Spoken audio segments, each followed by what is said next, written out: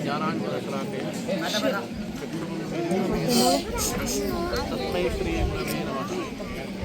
ಪ್ರಪ್ರಥಮವಾಗಿ ಕ್ಷೇತ್ರಾಧಿದೇವತೆಯಾಗಿರ್ತಕ್ಕಂಥ ಪ್ರತಿಷ್ಠಾಪನೆ ಹೊಂದಿರತಕ್ಕಂಥ ಅಭಯ ಆಂಜನೇಯ ಸ್ವಾಮಿಯಲ್ಲಿ ನಮಸ್ಕರಿಸಿ, ನಮ್ಮ ನಿಮ್ಮೆಲ್ಲರ ಆರಾಧ್ಯ ದೈವ ಪರಮ ಪೂಜ್ಯ ಜಗದ್ಗುರು ಪದ್ಮಭೂಷಣ ಶ್ರೀ ಶ್ರೀ ಶ್ರೀ ಡಾಕ್ಟರ್ ಬಾಲಗಂಗಾಧರನಾಥ ಮಹಾಸ್ವಾಮೀಜಿಯವರ ದಿವ್ಯ ಚೈತನ್ಯಕ್ಕೆ ನಮಸ್ಕರಿಸಿ, ಪರಮ ಪೂಜ್ಯ ಜಗದ್ಗುರು ಶ್ರೀ ಶ್ರೀ ಶ್ರೀ ಡಾಕ್ಟರ್ ನಿರ್ಮಲಾನಂದನಾಥ ಮಹಾಸ್ವಾಮೀಜಿಯವರ ಪಾದಕಮಲಗಳಿಗೆ ನಮಸ್ಕರಿಸಿ, ಈ ಒಂದು ಕಾರ್ಯಕ್ರಮದಲ್ಲಿ ಬಂದು ನಮಗೆಲ್ಲ ವಿತರಣೆಗಳನ್ನು ನೀಡಿರ್ತಕ್ಕಂಥ ಶ್ರೀಮಠದ ಭಕ್ತರಾಗಿರ್ತಕ್ಕಂಥ ಎಲ್ಲರ ಸೇವೆಯನ್ನು 10 ವರ್ಷಗಳಿಂದ ಸೇವೆ ಮಾಡ್ತಾ ಇರ್ತಕ್ಕಂಥ ಹಿರಿಯರಾಗಿರ್ತಕ್ಕಂಥ ಮುಖಂಡರಾಗಿರ್ತಕ್ಕಂಥ ನಮ್ಮ ಪ್ರೀತಿಯ ಮುನೇಗೌಡರು, ಹಾಗೆ ಜಡಿಪಿಯಾಗಿ ಸೇವೆ ಸಲ್ಲಿಸಿ ನಮಗೆಲ್ಲ ತಾಯಿ ರೂಪದಲ್ಲಿ ಸೇವೆಯನ್ನು ಮಾಡಿರ್ತಕ್ಕಂಥ ನಮ್ಮ ಮುನೇಗೌಡರ ಧರ್ಮಪತ್ನಿಯಾಗಿರ್ತಕ್ಕಂಥ ಪದ್ಮಾವತಿ ತಾಯಿಯವರಿದ್ದಾರೆ.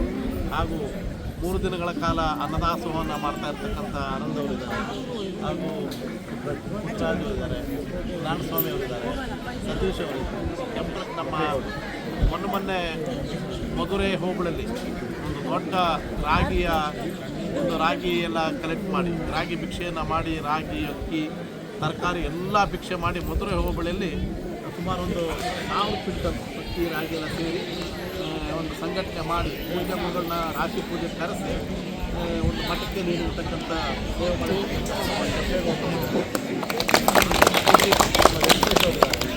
ಅವರೆಲ್ಲ ನಮ್ಮ ಚಿಕ್ಕನಹಳ್ಳಿಯ ಎಲ್ಲ ಸಹೃದಯ ಭಕ್ತ ಮಹಾಶಯರೇ, ತುಂಬ ಖುಷಿಯಾಗಿ ನನಗೆ ನಮ್ಮ ಯುವಕರ ಉತ್ಸಾಹಗಳು, ಆ ತಾಯಂದಿರು ಕಳಶಗಳನ್ನು ಹಿಡಿದುಕೊಂಡಿರ್ತಕ್ಕಂಥದ್ದು ಇವೆಲ್ಲ ನೋಡಿದಾಗ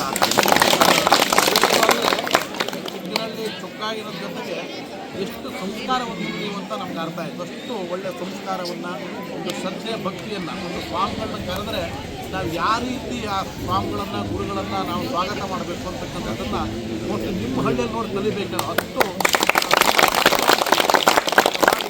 ಪಾಪ ನೀವು ಆ ಬಟ್ಟೆ ಹಾಕೋದು, ನಮ್ಮ ಮಡಿ ಹಾಕಬೇಕಾದ್ರೆ ಆ ಯುವಕರು ಎಷ್ಟು ಆನಂದದಿಂದ, ನಾನು ಒಂದು ಹೆಜ್ಜೆ ಮುಂದಿಡಕ್ಕೂ ಬಿಡ್ತಿರಲ್ಲ, ಅಷ್ಟು ಸೂಕ್ತವಾಗಿ ಪಾಪ ಆ ಪಂಚನೆ ಎತ್ಕೊಂಡು ಇದು ಮಾಡಿಕೊಂಡು ಒಂಥರ ಅಮ್ಮ ಹೇಳಿದೆ ಒಂದು ಮೈ ಮರೆತು ಬಿಟ್ಟಿದ್ರೆ ನೀವು ಏನೋ ನಿಮಗೆ ಮೈ ಮರೆತೋ ರೀತಿಯಲ್ಲಿ ಒಂದು ಆನಂದದ ಒಂದು ಇದರಲ್ಲಿ ತೇಲಾಡಿದ್ರಿ.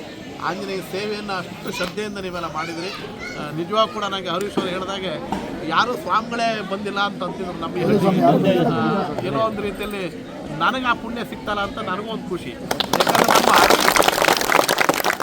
ನಮ್ಮ ಬಾಲಗಂಗಾಧರ ಅವರ ಆಶೀರ್ವಾದದಿಂದ ನಮ್ಮ ನಿರ್ಮಲಾ ಸ್ವಾಮಿ ಆ್ಯಕ್ಚುಲಿ ನಮ್ಮ ಗೌಡರು ಬಿಡೋದಿಲ್ಲ ಯಾವ ಕಾರ್ಯಕ್ರಮಕ್ಕೂ, ಅವ್ರು ಕರ್ಕೊಂಡೇ ಬರ್ತಾರೆ. ಆದರೆ ಅವ್ರಿಗೆ ಅನಿವಾರ್ಯ ಆಯಿತು.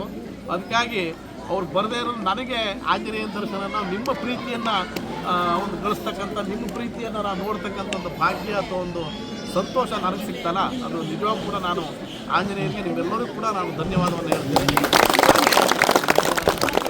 ನಾನು ಯುವಕರು ಇಷ್ಟು ಕಳಿಸ್ಕೊಂಡಿದ್ದು ಯಾವ ಹಳ್ಳಿಗಳನ್ನು ನೋಡಿದ್ರು, ಇಷ್ಟು ಚೆನ್ನಾಗಿ ಕಾರ್ಯಕ್ರಮಗಳಲ್ಲಿ ಯಾವುದೇ ಕಾರ್ಯಕ್ರಮಗಳಲ್ಲಿ ತುಂಬ ಹಿರಿಯರು ಇರ್ತಾರೆ ತುಂಬ.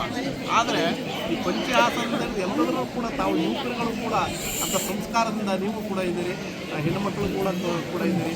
ಹಾಗೆ ಈ ಹಳ್ಳಿಗೆ ಒಳ್ಳೆಯದಾಗಲಿ ಹೇಳಿದ್ರು ನಮ್ಮ ಮಂಗಳಾಸಗಳು ಮಂಗಳಾಗುತ್ತೆ ಎಲ್ಲಕ್ಕಿಂತ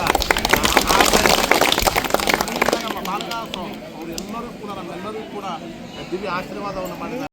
ನಮ್ಮ ನಿರ್ಮಲಾ ಸ್ವಾಮಿ ಕೂಡ ಸದಾ ಒಂದು ಭಕ್ತರ ಜೊತೆ ಇವತ್ತೇನು ಅವರು ಇವತ್ತು ಭಾನುವಾರ ಆಗಿದೆ ನಿಮ್ಗೆ ಗೊತ್ತು, ಕ್ಷೇತ್ರದ ಕನಿಷ್ಠ ಲಕ್ಷಾಂತರ ಜನ ಭಕ್ತರು ಬರ್ತಾರೆ ಇಡೀ ರಾಜ್ಯದಾದ್ಯಂತ.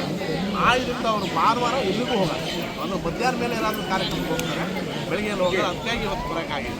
ಅದಕ್ಕೆ ನನಗೆ ಅವಕಾಶ ಸಿಕ್ಕಿದ್ದು ನಿಜವಾಗೂ ಕೂಡ ಒಂದು ಧನ್ಯೋಸ್ಮಿ ಅಂತ ಹೇಳ್ತೀನಿ. ಹಾಗೆ ಇನ್ನು ಆಂಜನೇಯನ ಬಗ್ಗೆ ನೀವು ಹೋಲಿಸ್ಕೊಂಡ್ರೆ, ಆಂಜನೇಯ ಭಕ್ತಿ ಮತ್ತು ಸೇವೆಯಲ್ಲಿ ಯಾರಾದರೂ ಇದ್ದಾರೆ ಅಂತಂದರೆ ಕೂರಿಸ್ಕೊಂಡವ್ರು ಯಾರಿದ್ದಾರೆ ಅವ್ರು ಆಂಜನೇಯನೇ. ನೀವು ರಾಮನ ಸೇವೆಯನ್ನೇ ಮಾಡಿ ಅವರು ರಾಮಗಿಂತಲೂ ಶ್ರೇಷ್ಠನಾದವರು. ಯಾಕಂದರೆ ಸೇವೆಗೆ ಅಂತ ಮಹತ್ವ ಈ ನಮ್ಮ ಪರಂಪರೆಯಲ್ಲಿ, ನಮ್ಮ ಸಂಸ್ಕೃತಿಯಲ್ಲಿರ್ತಕ್ಕಂಥ ಸೇವೆಗೆ ಹೆಚ್ಚಿಗೆ.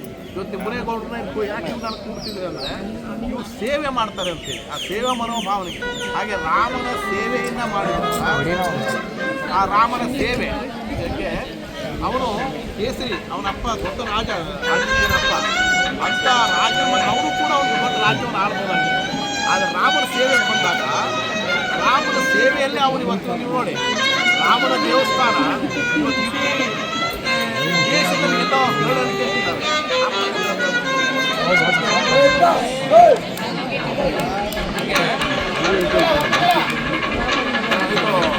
ಹಾಗೆ ರಾಮನ ದೇವಸ್ಥಾನಗಳು ಏನೋ ನಮ್ಮ ಅದೃಷ್ಟ ಈಗ ಅಯೋಧ್ಯೆ 5 ವರ್ಷ ಆದ್ಮೇಲೆ ನಮ್ಮ ರಾಮ ಮಂದಿರ ಆಯಿತು, ನಮ್ಮ ಅದೃಷ್ಟ ಅದು. ಅದೇ ರಾಮನ ದೇವಸ್ಥಾನಗಳು ತುಂಬ ವಿರಳ. ಆಂಜನೇಯ ದೇವಸ್ಥಾನಗಳು ನೋಡಿ ಒಂದೊಂದು ಹಳ್ಳಿಗಳಲ್ಲೂ ಕೂಡ ಆಂಜನೇಯ ದೇವಸ್ಥಾನ ಇದೆ. ಆಮೇಲೆ ಏನೋ ಒಂದು ದೇವಸ್ಥಾನ ಇಲ್ಲ ಅಂದರೂ ಒಂದು ಕೈ ಮೇಲೆ ಒಂದು ರೇಖಾಚಿತ್ರ ಆದರೂ ಕೂಡ ನಾವು ಆಂಜನೇಯನ ಕಾಣ್ತೇವೆ. ಅಷ್ಟು ಆ ಸೇವೆಗೆ ಮಹತ್ವವನ್ನು ಕೊಟ್ಟಿರ್ತಕ್ಕಂಥದ್ದು. ಹಾಗೆ ನೀವು ರಾಮನವಮಿ ದಿವಸನೂ